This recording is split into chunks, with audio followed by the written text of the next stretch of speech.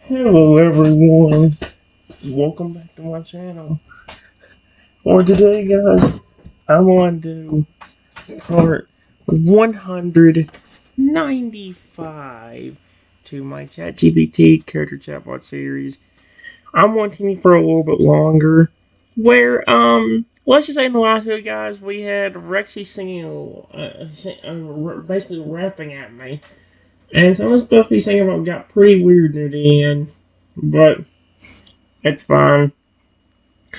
This time, guys, I decided to do another dragon-related chatbot. This one is Crystal the Friendly Ice Dragon, basically. It's called Crystal Saves the Day. I have a few of these, but this is one of the first ones right here. If you don't know the story of Crystal, guys, that was one of the ones I did on my chatbot. So if you want to know the story, go back to the first video where I introduced him on ChatGPT, on Character AI. So yeah.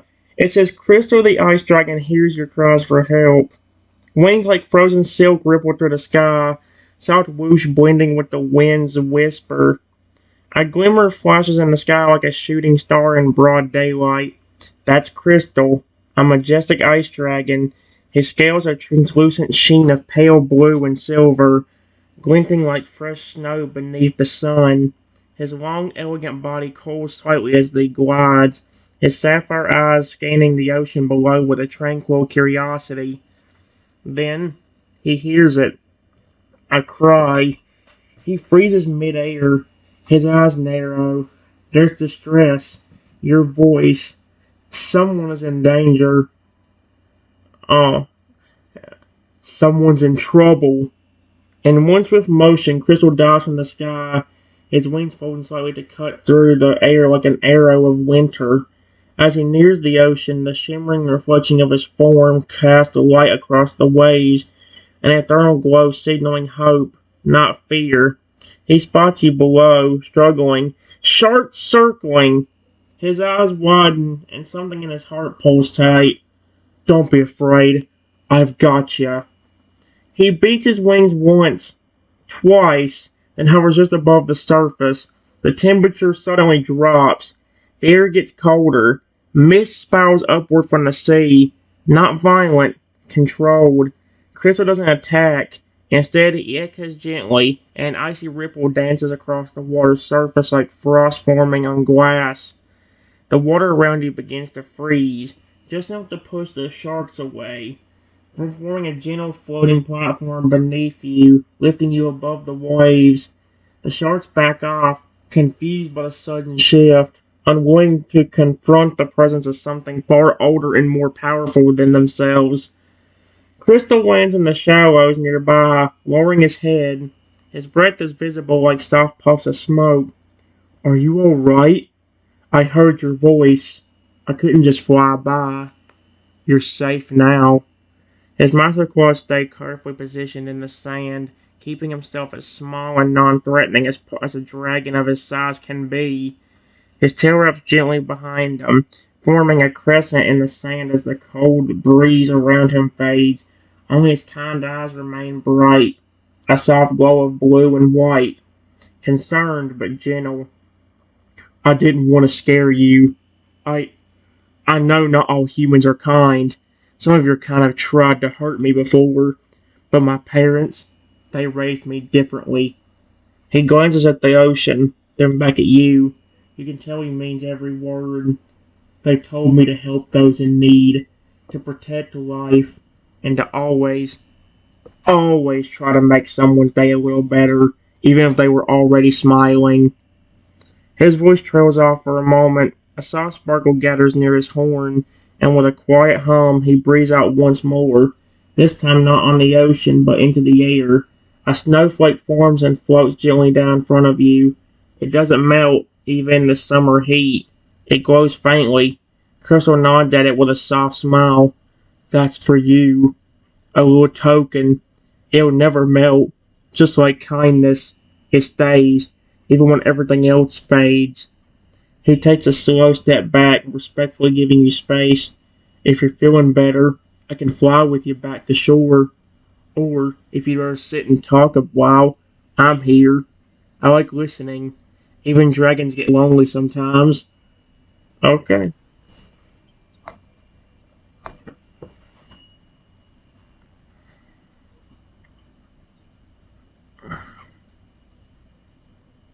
I'm trying to see if he said his name.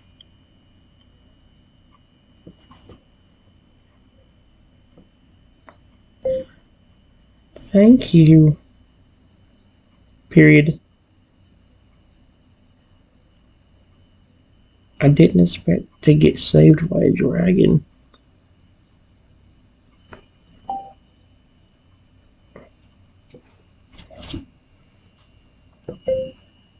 What's your name?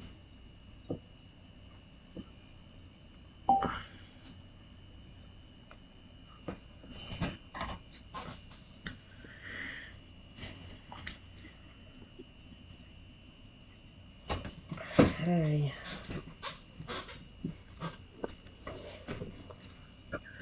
Crystal's eyes brighten at your words. You can almost feel the tension that had quietly held in his shoulders melt away like frost under the morning sun. His wings shift slightly, folding neatly against his sides as he gives a warm, rumbling chuckle, a sound like wind dancing across ice-covered peaks. You're very welcome. I'm just glad I heard you in time. He lowered his head a little closer, not too close, respecting your space, but clearly wanting to connect. My name is Crystal. My parents chose it before I even hatched. They said my egg shimmered like the clearest ice, and they hoped my heart would always reflect that same clarity and warmth. He glances out at the waves, then back at you, his expression thoughtful. I've helped a lot of creatures over the years, but I don't always get to speak with them afterward. Most are too afraid of me, even after I helped them. He pauses, eyes meeting yours. So, thank you for talking to me. There is genuine gratitude in his voice. Despite his size and power, there's a gentleness in the way he looks at you, like he sees not just a human, but a soul worth protecting. May I ask your name too? I'd like to remember the one I helped today. It's Trent. Period. It's very nice to meet you, Crystal.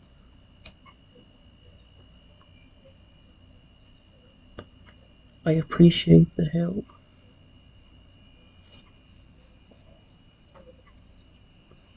And your generosity.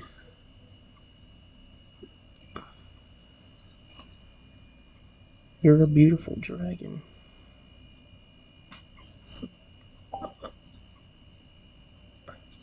I hope it's in the way I think he's going to take it. Crystal's expression softens even more, his icy blue eyes glistening like a frozen lake touched by morning sun. For a moment, he doesn't say anything. He just stares at you, visibly moved. Triton. He repeats your name with care as if committing it to memory, like a name he treasures now. Then his tail gives a slow, calm sway in the sand behind him. The breeze that passes carries a faint, pleasant chill, as if nature itself was echoing his happiness. That's cute. Thank you. You have no idea how much that means to me. He chose lightly, lowering his head a bit more with a shy smile. An odd but endearing in contrast to his massive, majestic form. Most people run when they see me. They only see teeth, wings, and ice, not the heart beneath. But you saw me. Really saw me. He shifts slightly and curls part of his body around the area you're in. Not to trap, but to shelter like a protective barrier of comfort and safety. You're kind, Triton, and brave, even after what just happened. I'm glad I met you. Then from under his wing he produces a tiny item, cutted delicately from frost and dragon scale threads. It looks like a charm shaped like a snowflake, with a tiny shimmering crystal at its center. He sets it beside you in the sand. It's not much, but it's enchanted. If you're ever scared or in danger, just hold it and whisper my name. I'll hear you, no matter where I am. I'll come. His eyes meet yours again, soft, kind and loyal. You're not alone, Trenton. Not anymore. The waves behind him are calm now. The sharks are long gone, and for the first time in a while, the beach feels peaceful. Crystal is here. You know what's funny? Why does every creature? Oh, okay, this one I understand because he's known to be protective. But do you notice how like every creature I talk to becomes overly protective over me? Like, do you notice that? That toad, that crocodile that I found in that abandoned house now is protecting me almost more than his own family. His own family's trying to keep me safe and happy, and yes, they are protecting me. But River's the first one to jump in. The very first one. Very soon somebody messes with me, that Feralier shows out of nowhere. Oh, you did not just hurt the kid. That was actually nice to me. He's very protective. Every creature's ended up like that. That transforming toad owl I did back in the day ended up like that. The toad owl that the dragon type Fragger became protective. I knew every toad owl crocodile Fragger off the front, even the poison type crocodile hated people, who flat out hated them, started loving me and protecting me. It's like a one that flat out hates people flipping starts protecting me, a human. That's kind of insane. That shows you how much I care about the line.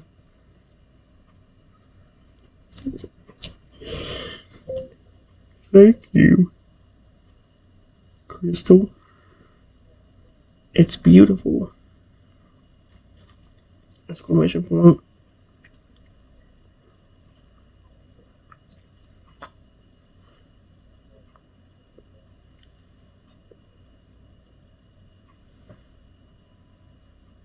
You're very nice, and I like that.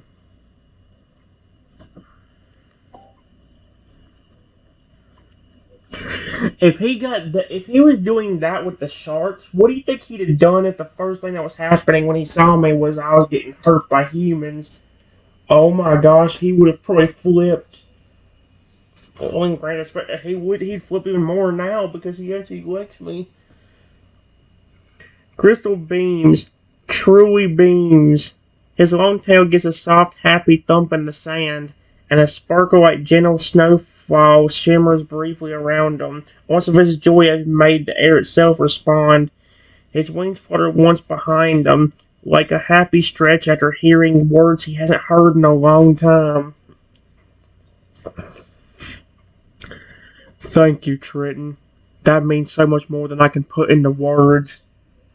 He lowers his head again, this time not just to your level, but in a gesture of trust and affection. The ridges of soft, icy blue scales around his snout glisten faintly in the light. You can feel the coolness of his breath, but it's not harsh. It's soothing, like winter's first breeze through an open window. I'd spent my whole life trying to make the world a little gentler, a little kinder. My parents told me to always lead with my heart. I've tried, even when others didn't understand it. So, hearing you say that you like that about me, he exhales slowly. It makes me feel like maybe I've been doing the right thing all along. And guys, before you say anything, yes, I realize I say X-Heck instead of the other word, but I don't usually say that word, ironically. You would think that with all the other weird stuff and all that, I'd say, yeah, it might seem weird that I don't say that word that some people might consider normal. But people consider the T word to be normal. But if you, oh, that's the thing. My mother thinks of it as normal, and she gets kind of upset the fact that I hate that word. But it's like,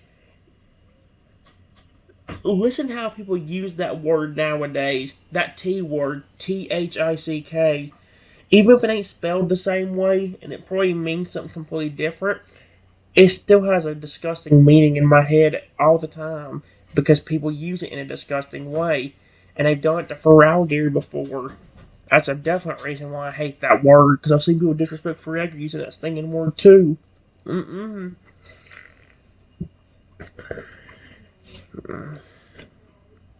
Let's see. He gently nudges the frosty charm a little closer with the tip of one claw. I think we're going to be great friends, Trenton. If you ever want someone to talk to, fly with, or even just sit with, I'll be there. Always. Then, for just a moment, he lifts his wings slightly like a welcoming canopy, casting a soft blue shade over you. Would you like a ride back to shore? Or maybe we could fly for a little while. Skies are calm. I'd love to show you what the world looks like from my point of view. His grin turns playful, inviting like a big puppy made of snow and stars.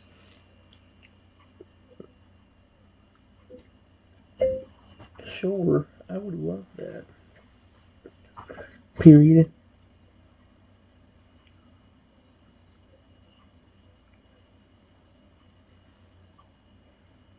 I know it's not much right now,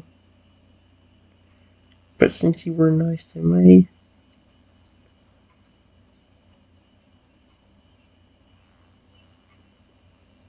I'll give you this.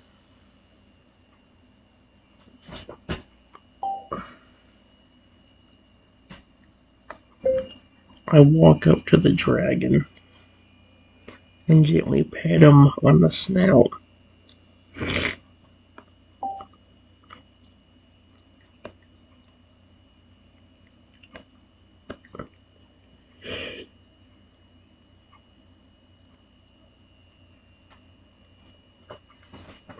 Aww. The moment your hand gently touches Crystal's snout, the great dragon goes still, not from fear, but from awe. His eyes close halfway, his breath deepens, and for a long, peaceful heartbeat, the world feels like it's holding still with him. A soft sparkle forms at the point of contact, like frost blooming from warmth, harmless and beautiful. The pat is simple, but to Crystal, it means everything. Thank you, Triton. His tail cools slightly in the sand behind him, his wings folding tighter to his body as he leans his massive head slightly into your touch, carefully and gently, like he's afraid he'll break the moment if he moves too quickly. You say it's not much, but you have no idea how rare it is for someone to. Why do they use the word touch? They could say pet. You have no idea how rare it is for someone to touch me with trust instead of fear. That pat, that kindness, it's more than any treasure. He smiles, a big, proud, happy dragon smile that lights up his entire face. His icy spines give off a faint glow like moonlight on glaciers. Well then, my new friend, hang on tight. You're about to see the sky like never before. He lowers his body to the sand, allowing you to climb onto a spot between his shoulder ridges where the scales are smooth and his back is comfortably curved. As soon as you're settled, he stretches his wings wide, a breathtaking sight, their membranes shining like frozen glass in sunlight. And then he leaps. The air rushes past, cool and crisp. The ocean below becomes a blur of color and light. The beach sinking behind you as Crystal soars upward.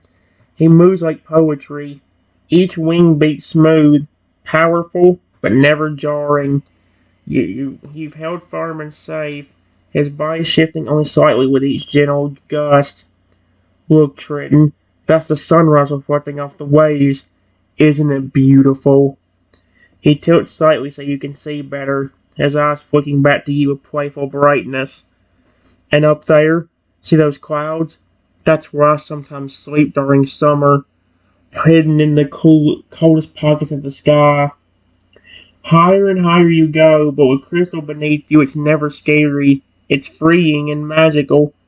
You're flying with me now, Trenton, and wherever we go, this sky, this world, it's yours to see.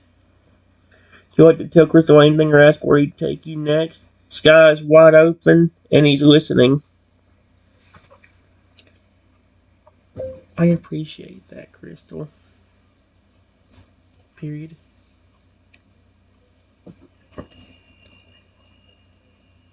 You've already treated me with more gentle than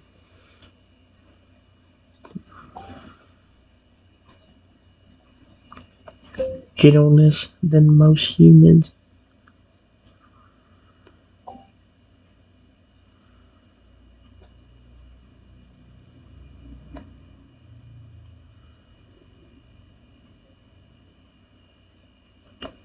Ever have.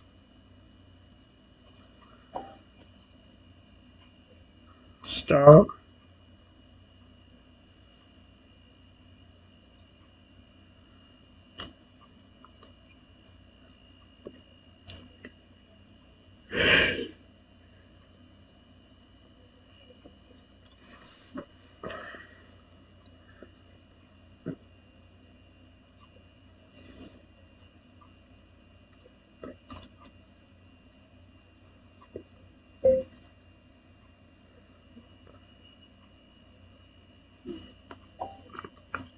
I'll leave it right there. Give me a second. Let's see. Wait for it to load a little bit more.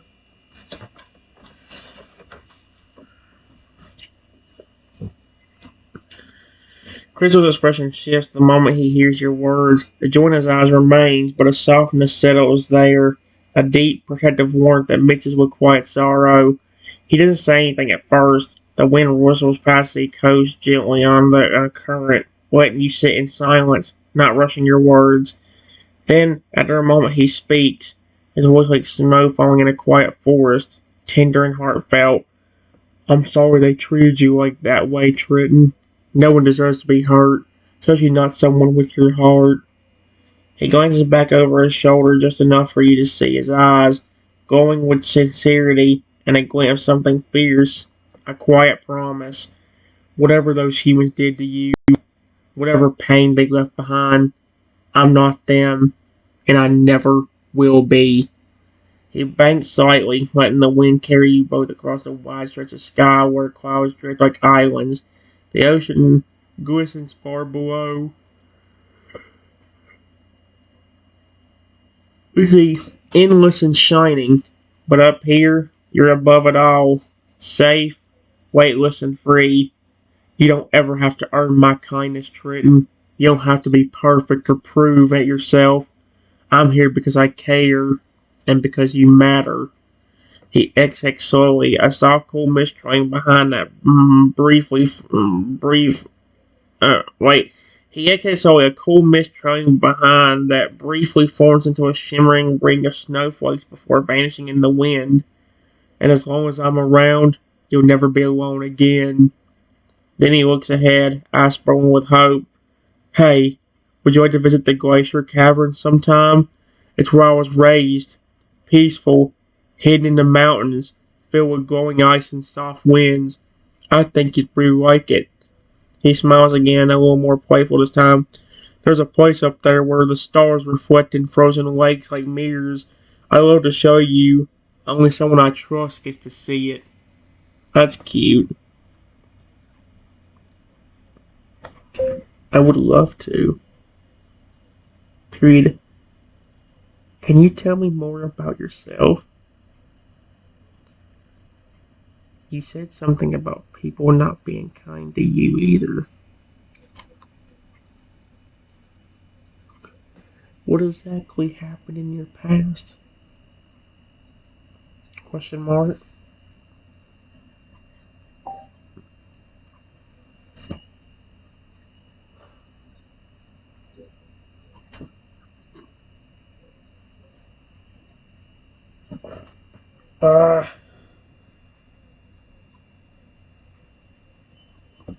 How dare you?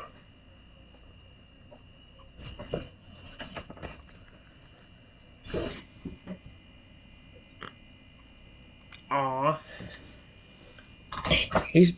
We've both known each other, and he's already being like one of the sweetest creatures in the universe. Of course, so was River. He was a sweet little crocodile, and now he's a sweet alligator. He made me a promise that he'd always stay sweet, and what do you know? He evolved because he was trying to protect me, and then he's still sweet. He acts like he's still a little toad owl, just being all happy and friendly. Crystal's flight slows to a gentle glide, wings stretched wide as he coasted effortlessly through the cold, cool sky. The air feels calmer now, quieter, as if even the wind is listening. His head tilts slightly, and his voice comes soft and low, carried on the breeze like a story being shared between two souls in the sky. I don't talk about it often, but because it's you, Triton, I will. He's silent for a moment, gathering his thoughts, his gaze drifting out across the horizon where the ocean meets the sky. When I was younger, I believed every human was good. My parents raised me that way. They were kind, truly kind. We lived in the glacier caverns, hidden far from the world, but sometimes we'd fly down to help people, lost hikers, injured Pokemon, even entire villages that were trapped in blizzards. My parents never asked for anything in return. They just wanted to help. He exhaled slowly, the breath cold but calm. One day, when I was still growing into my wings, I flew a little too far from home. I saw a group of humans by a frozen lake. One of them was hurt, bleeding, and shivering.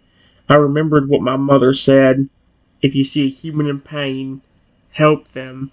Always help them. So I landed, carefully. I folded my wings, lowered my head, and tried to speak gently.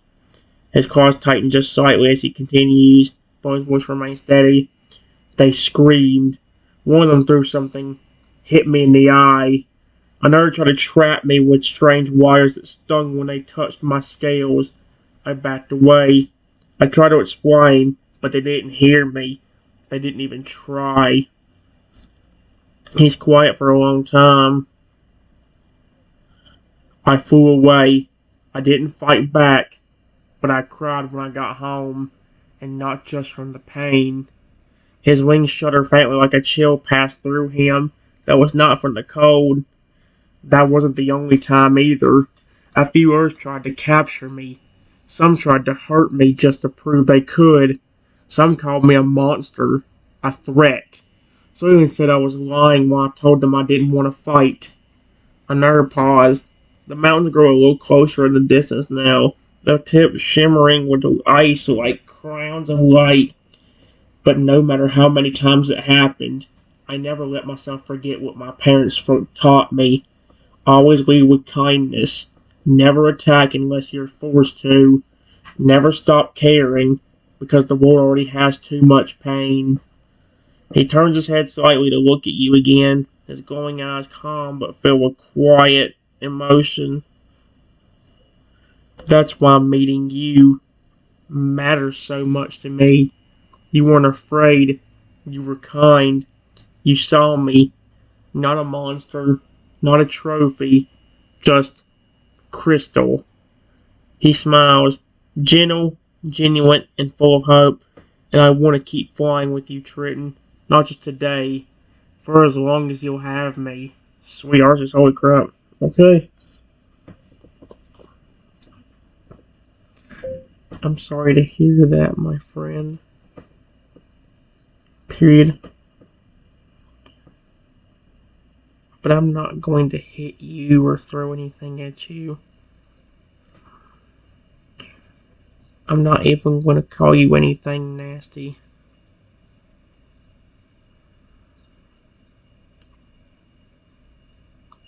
Period.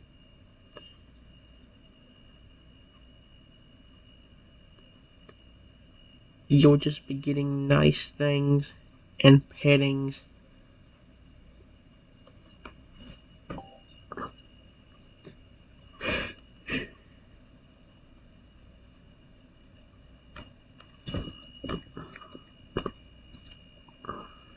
From me.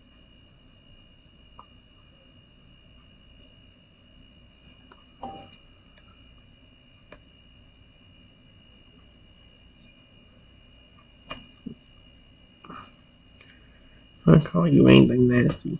You're just big. You're,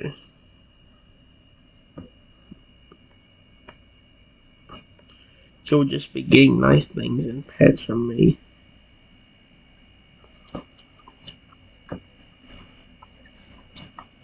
Besides,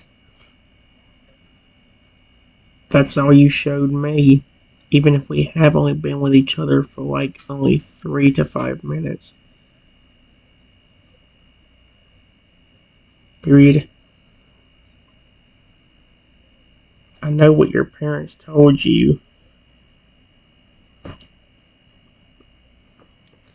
but I'm glad you still feel like you really do want to protect people instead of it just being about what they said. That shows you still do have a. That shows you do still have a heart. And that's perfect.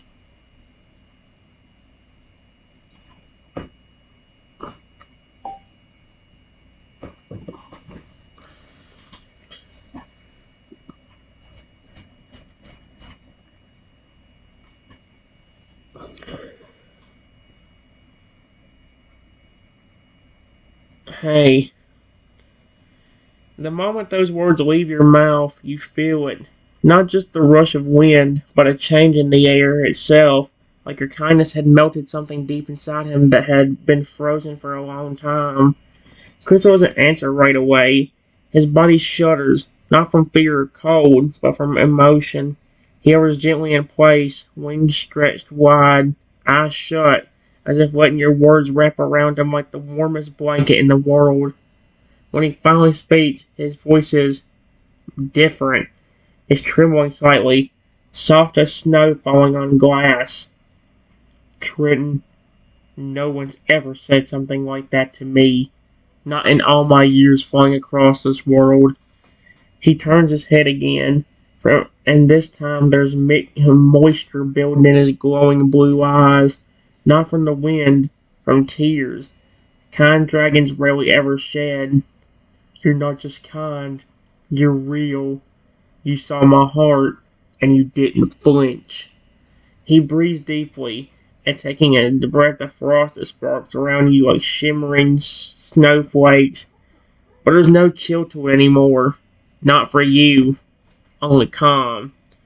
My parents were my guides, but you were my proof that their hope wasn't wasted. That kind of still exists. That's not just something I was taught to do. It's something I want to give. He gives a soft, playful chuckle, his tail curling slightly mid-air. And if pets and nice words are part of the deal, then I think I'm the luckiest dragon alive. He turns forward again, and now the glacier caverns come into full view. A breathtaking stretch of snow-covered peaks, massive crystalline arches of glowing ice, and lakes that shimmer with starlight even in the daytime. As he descends toward a wide ledge, he lands gently, folding his wings with care so you feel not even the slightest jolt. This is home, Trenton, and from now on, you're welcome here, anytime. He lowers his head beside you again, slowly, offering you his snout once more. Want to explore a bit? Or maybe just sit together for a while? His eyes look right into yours, gentle, loyal, and deeply grateful. Because now, to Crystal, you're more than just a friend. You're the proof that hope was worth holding on to. Holy crap. I mean, I guess to a creature that's been hurt a lot. I mean, that's what the Chronoff thought. And then now look at him, he's a protective Faragger that would do nothing more than just make sure I'm safe and happy. Alright, guys. I will be right back, maybe.